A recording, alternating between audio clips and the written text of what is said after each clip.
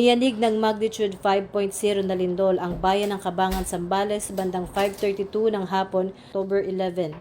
Ayon sa ulat ng Philippine Institute of Volcanology and Seismology, may lalim na 100 km ang pagyanig at naramdaman ito sa ilang bahagi ng Luzon, kabilang ang mga probinsya ng Bulacan, La Union, Nueva Ecija, Pangasinan, Tarlac at Zambales.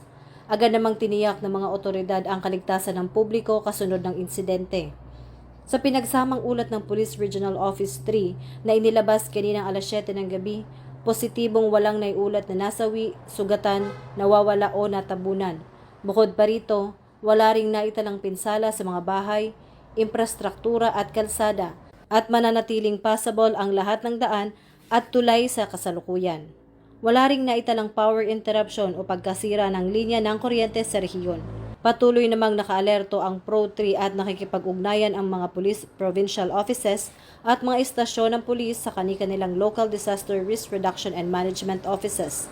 Layunin nito na masiguro ang kaligtasan ng mamamayan at handa silang tumugon sa anumang tawag o kahilingan ng tulong sa loob ng kanilang nasasakupan. Mula sa Philippine National Police, ito ang paalala.